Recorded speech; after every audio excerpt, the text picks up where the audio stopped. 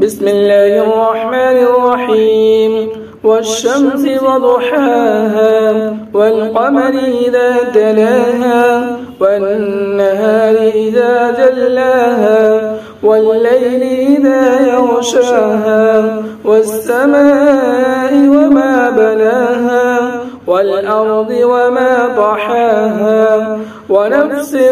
وما سواها فألهمها فجورها وتقواها قد أفلح من زكاها وقد خاب من دساها كذبت ثمود بتقواها إذ انبعث أشقاها فقال لهم رسول الله ناقة الله وسقياها فكذبوه فعقروها فدمدم عليهم ربهم